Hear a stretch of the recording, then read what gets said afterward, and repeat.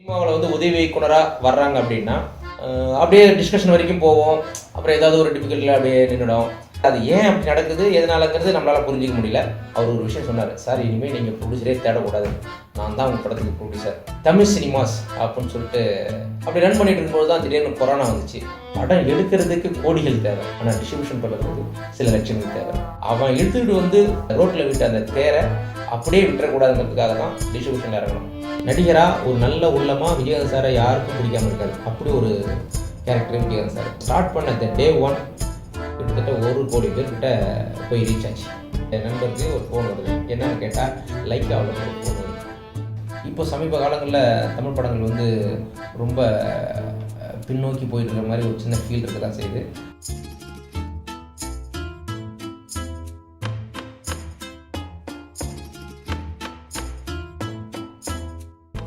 Jain studio நேயர்களுக்கு வணக்கம். என் பேர் தனபால் கணேசன். தனபால்ங்கிறது என் பேர், கணேசங்கிறது எங்கள் அப்பா பேர். எங்கள் அப்பா வந்து என் மேலே ரொம்ப பாசமாக இருப்பார். அதனால் என் கூடயே எங்கள் அப்பாவையும் சேர்த்து ஒரு அவருடைய நினைவாக வச்சுக்கலான்னு சொல்லி தான் தனபால் கணேசன் வச்சுருக்கேன். பேசிக்காக நான் வந்து ஒரு உதவி இயக்குனர், அசிஸ்டன்ட் டைரக்டர். கிட்டத்தட்ட ஒரு 2000 வந்து நான் சென்னைக்கு வந்தேன். சென்னைக்கு வந்து உங்களுக்கு தெரியும், இப்போ எல்லாமே ஒருத்தன் சினிமாவில் வந்து உதவி இயக்குனராக வர்றாங்க அப்படின்னா உதவி இயக்குனர் மட்டும் இல்லை, ஒரு வேலை தேடி சென்னைக்கு வந்தாவே அவங்க நட்பு வட்டம், அவங்க சர்க்கிள் எங்கே இருக்கோ அங்கே தான் போய் அடாப்ட் ஆவாங்க.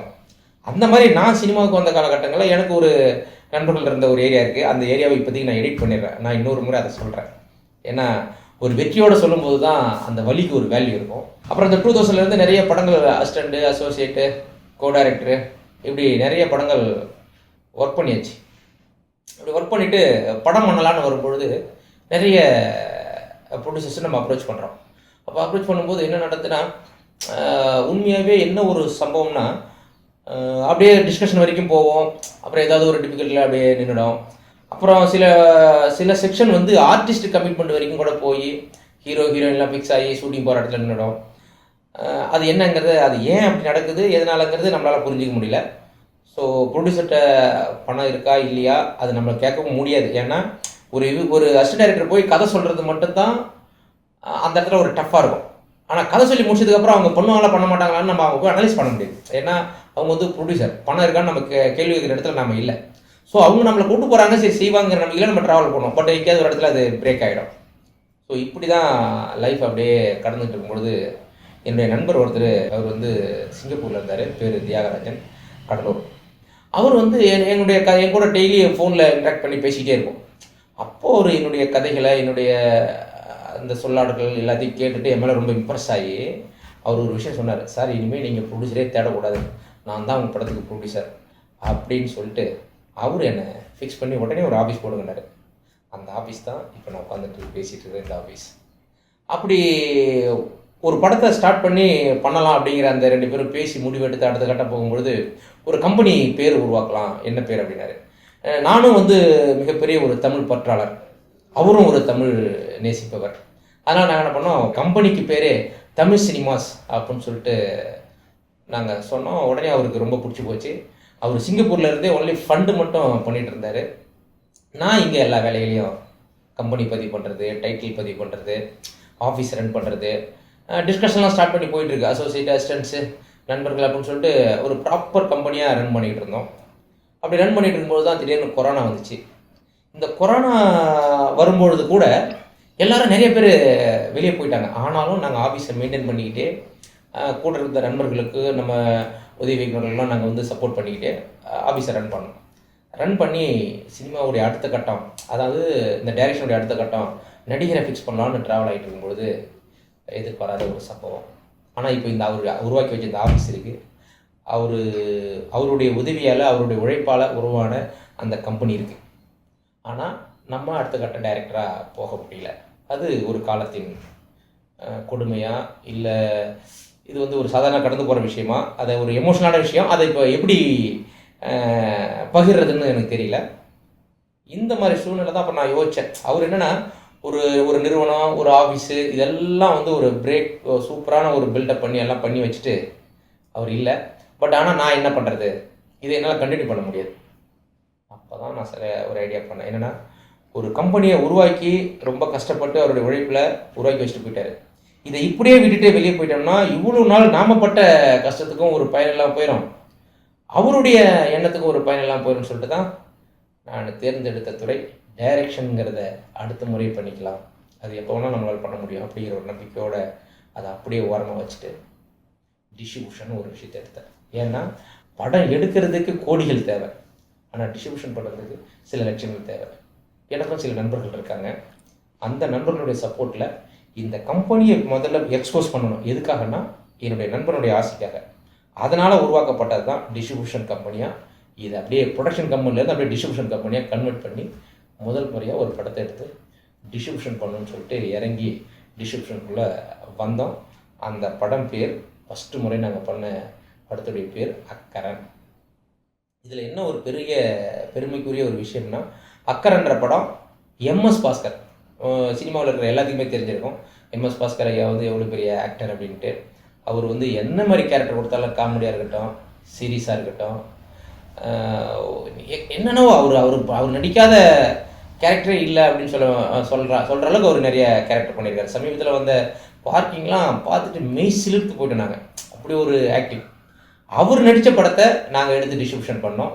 கூடவே என்னுடைய இன்னொரு ஃப்ரெண்டு, என்னுடைய நண்பர் வந்து சிவானி செந்தில், அவரையும் அந்த டிஸ்ட்ரிபியூஷன் கம்பெனியில் நான் ஜாயின் பண்ணி Tamil cinemas and Shivani studios அப்படிங்கிற ஒரு கோர்வையில் இது முழுக்க இந்த டிஸ்ட்ரிபியூஷனுக்கு வந்தோன்னா நம்ம பேனரை வெளியே கொண்டு வரணுங்கிறது மட்டும் இல்லாமல் என்னுடைய நண்பனுடைய ஆசையை நிறைவேற்றணுங்கிறது தான்.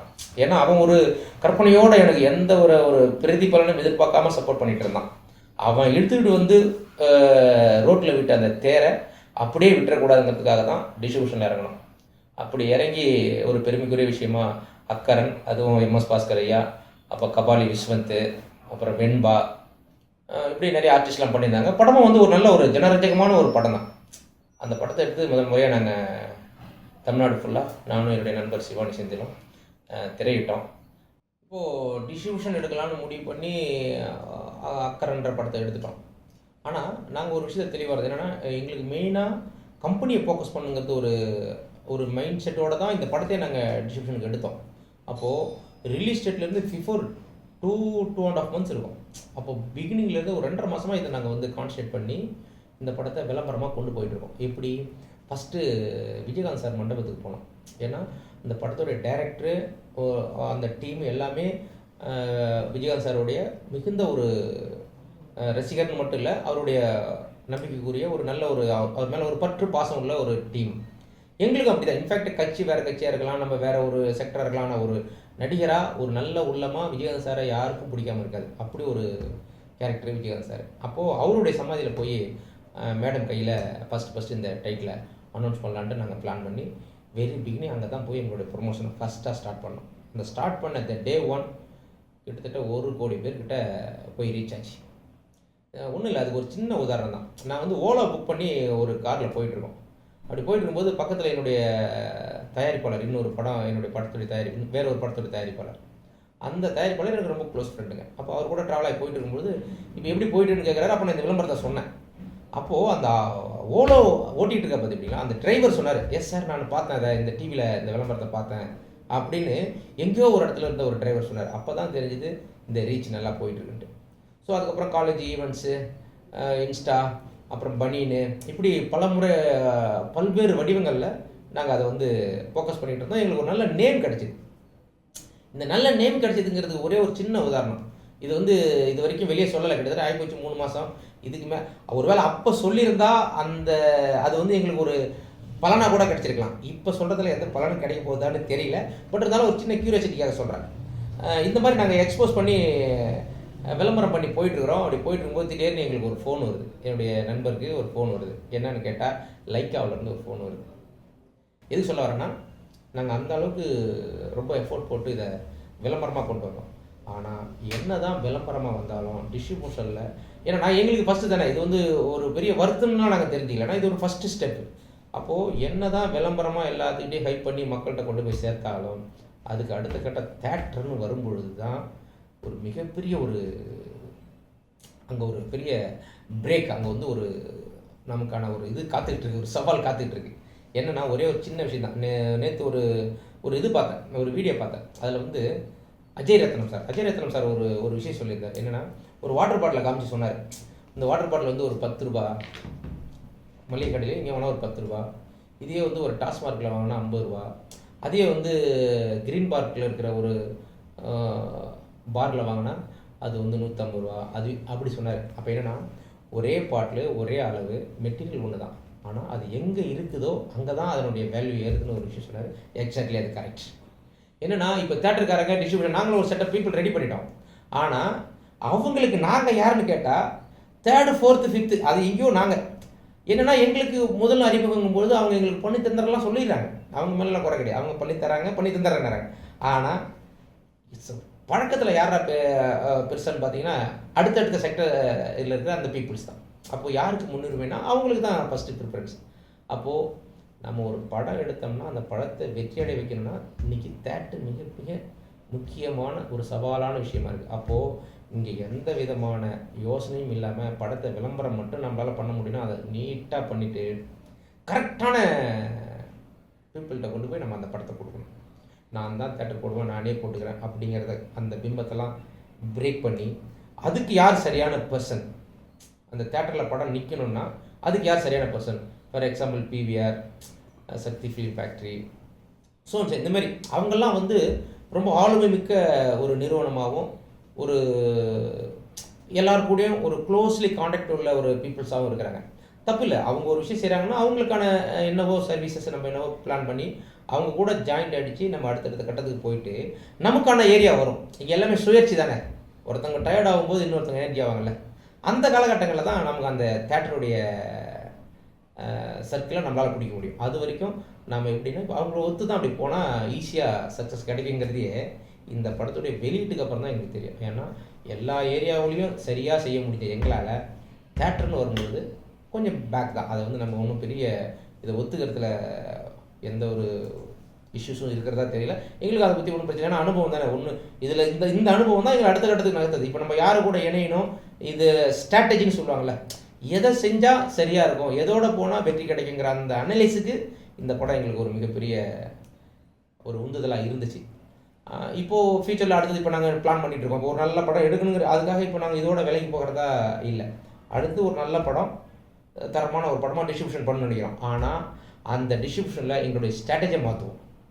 என்ன, இந்த படத்தில் எதை நாங்கள் மைனஸ் நினைச்சோமோ அதை ப்ளஸ் ஆகிறதுக்கான முயற்சியில் நாங்கள் இறங்குவோம். அதுக்கான பேச்சுவார்த்தைகளும் பேசிகிட்டு இருக்கிறோம். நல்ல நல்ல சர்க்கிளில் பேசிகிட்டு இருக்கோம். ஒன்றும் தப்பு இல்லை, டிவைடு தானே. இப்போ எல்லாமே நம்ம பண்ணுறதில்ல. சினிமாங்கிறது வந்து 24 கிராஃப்ட் இருக்குது. அதுக்கப்புறம் தேட்டர் இருக்குது, டிஸ்ட்ரிபியூட்டர் இருக்காங்க, எக்ஸிபியூட்டர் இருக்காங்க, இப்படி நிறைய செக்ஷன் இருக்குது. எல்லா செக்ஷன் கூடியும் நமக்கானவர்களை நம்ம கூட இணைச்சி நம்ம வந்து ஒரு படத்தை வெளியிடுறோம்னா கண்டிப்பாக அந்த படம் ஒரு சக்ஸஸ்ஃபுல்லான படமாக அமையும். என்னை பொறுத்த வரைக்கும் இன்றைய சினிமா கொஞ்சம் ஆக்சிடெண்ட் ஆகி ஐசியூவில் இருக்கிற மாதிரி தான் நான் ஃபீல் பண்ணுறேன். ஏன்னா ஒரு டைமில் வந்து மற்ற மொழி படங்கள்லாம் வந்து ஒரு மாதிரி ரொம்ப தமிழ் சினிமானா அப்படி ஒரு பிராண்டாக இருக்கும், ஒரு நல்ல ஒரு ட்ரெண்டியாக சூப்பராக இருக்கும். இப்போ சமீப காலங்களில் தமிழ் படங்கள் வந்து ரொம்ப பின்னோக்கி போயிட்டு இருக்கிற மாதிரி ஒரு சின்ன ஃபீல் இருக்க தான் செய்யுது. அதுக்கு காரணம் என்னென்னா, நிறைய படம் எடுத்துட்டோம், நம்ம எல்லோரும் சேர்ந்து நிறைய படங்களை எடுத்துட்டோம். அது மக்களுக்கு இப்போ என்னென்னா, அதுக்கு ஒரு சின்ன உதாரணம் என்னென்னா, நம்ம முதல்ல படம் பார்க்கும்போது நமக்கு ஒரு பிரமிப்பு இருந்துச்சு. அப்புறம் ஊமை படம், அப்புறம் பேசு படம் பார்க்கும்போது ஒரு பிரமிப்பு இருக்கும். அப்புறம் எஃபெக்ட் அந்த மாதிரி சின்ன சின்ன டெக்னிக்கல் வரும்போது ஒரு சந்தோஷம் இருக்கும். இப்போது மக்கள் எல்லாத்தையும் பார்த்து மொபைலில் அது இதுன்னு டெக்னிக்கலாகவே அவங்களே நிறைய கற்றுக்கிட்டாங்க. இப்போ அதை மீறிய ஒரு எக்ஸ்பீரியன்ஸ் தேவைப்படுது தேட்டருக்கு. அது ஒன்று நடிகராக இருக்கலாம், அப்படி நடிகர் பிம்பமாக இருக்கலாம், இல்லை புதுமுகமாக இருந்தால் டெக்னிக்கலி மற்ற ஏதாவது ஒரு சின்ன ஏதாவது டிஃப்ரெண்ட் பண்ண வேண்டிய ஒரு காலகட்டத்தில் இருக்குது சினிமா ஒன்று. அப்புறம் என்னென்னா, நிறைய படம் எடுத்துகிட்டு every week release, every week வாரான ஏங்க நம்ம என்ன இப்போ வந்து சினிமாக்காரங்களை தவிர்த்து மற்றவங்க எல்லாமே இந்த வெள்ளிக்கிழமை என்ன படம் வருதுன்னு அந்த மைண்ட் செட்டில் இருப்பாங்க. இல்லை, எல்லாரும் அவன் வேலையை பார்த்துட்டு இருப்பான். அப்போது ஒரு படம் நல்ல படங்கிற அந்த படத்தை பற்றி பேச வைக்கிறதுக்கே 2 நாள் 3 நாள் ஆகிடுது. அந்த 2-3 நாளில் அதுக்கு தூக்கிடுறாங்க படத்தை. அப்போ தூக்கிடும்பொழுது அடுத்து அந்த படம் நல்ல படமாக இருந்தால் கூட பார்க்குறதுக்கு ஆடியன்ஸ் விரும்பினா கூட தேட்டரில் படம் இருக்க மாட்டேங்குது. அதுக்கு என்ன காரணம்னா, நம்ம சர்க்கிளில் இருக்கிறவங்களும் எல்லா நாட்கள்லையும் எவ்ரி ஃப்ரைடே 5 படம் 10 படம் 10 படம் இப்படி நிறைய எல்லா வாரங்களையும் படம் அப்படியே போட்டுக்கிட்டே இருக்கிறாங்க. அப்போது எல்லாத்துக்கும் ஒரு ஸ்ட்ரெஸ் ஆகுது. என்னடா இப்போ பொதுவாக தேட்டருக்கு வர மனநிலையே மக்கள் இல்லைங்கிற மாதிரி தெரியுது. ஏன்னா அவனுக்கு எல்லா என்டர்டைன்மெண்ட்டும் ஃபோனில் கிடைக்குது. ஸோ இதுக்கெல்லாம் ஒரு வரமுறை வந்து கொண்டு வரணும். அது யார் கொண்டு வரணும்னா பவரில் இருக்கிறவங்க தான் கொண்டு வரணும். நம்மளால முடியாது. பவரில் இருக்கிறவங்க தான் கொண்டு வரணும். தயாரிப்பாளர் தரப்புலையோ இல்லை நடிகர்கள் தரப்புலையோ சொல்வது இதை ஒரு மறுசீரமைப்பு பண்ணணும். என்னென்னா எனக்கு தெரிஞ்ச ஒரு எவ்ரி வீக்குங்கிறத ஒரு 15 டேஸ் கூட பண்ணிருக்கலாம். ஒரு டைம்லாம் தீபாவளி பொங்கல் அப்படி படம் வரும். அப்புறம் திடீர்னு ஒரு ஒரு ஒரு வெள்ளிக்கிழமை ஒரு படம் வரும். இப்போ அப்படி இல்லை, வாரானா ஒரு படம். ஒரு வாரத்தினுடைய கவுண்டிங் முடிக்கிறதுக்குள்ள அடுத்த வாரம் கவுண்டிங் ஸ்டார்ட் ஆகிடுது. இப்போ அவ்வளோ அவசரம்னு இந்த சினிமாவை பார்த்து இந்த சினிமாவை வெளியிட்டு என்னங்க நடக்குது? ஒன்றுமே நடக்குது. ஒரு ரிலாக்ஸாக பண்ணலாம், ஜாலியாக. சினிமா மாதிரி ஒரு நல்ல தொழில் கிடையாதுங்கிறது உங்கள் எல்லாத்துக்கும் தெரிஞ்ச விஷயந்தான். அதை ரொம்ப ஜாலியாக ரொம்ப நேர்த்தியாக என்ஜாய் பண்ணி நல்லா பண்ணலாம். ஒரு டைம் டியூரேஷன் எடுத்து எவ்ரி 15 டேஸ் ஒரு படம் ரிலீஸ் பண்ணுறதுக்கு கூட மாற்றலாம். ஒன்றும் இல்லை. இப்போ யார் ஆடியன்ஸ் வந்து இந்த வாரம் வெள்ளிக்கிழமை படம் ரிலீஸ் ஆகலை எனக்கு அப்படின்னு யாராவது கேட்குறாங்க? இல்லையே. ஒரு வாரம் ரிலீஸ் பண்ணோமா, ஒரு வாரம் கேப் விட்டு அடுத்த வாரம் ரிலீஸ், அந்த செக்ஷன்லாம் வைக்கலாம். ஏன்னா ஒரு 2-3 நாள்லேயே படத்தை நல்ல படம்னு சொல்கிற ஒன்றுமே இல்லை. புதுமுகங்கள் நடிச்சிருந்தா கூட நல்ல படம்னு சொல்கிறாங்க. அதை சொல்லி அந்த செய்தி வெளியே போய் தேட்டரில் ஆடியன்ஸ் வர்றதுக்குள்ளே அந்த படம் தேட்டர் விட்டு போயிடும். அப்போது இதெல்லாம் ஒரு நமக்கு மேலே இருக்கிற பெரியவர்கள், தயாரிப்பாளர்கள், நடிகர்கள் அவங்கெல்லாம் அதில் வந்து கவனத்தில் எடுத்து இதை ஒரு சின்ன மறுசீரமைப்பு பண்ணாங்கன்னா தமிழ் சினிமா வந்து இண்டஸ்ட்ரி இன்றைக்கி வேர்ல்டு சினிமாவிலே சொல்லலாம். அந்த அளவுக்கு கருத்தாக்கம் உள்ள இண்டஸ்ட்ரி நம்மளுடைய தமிழ் இண்டஸ்ட்ரி.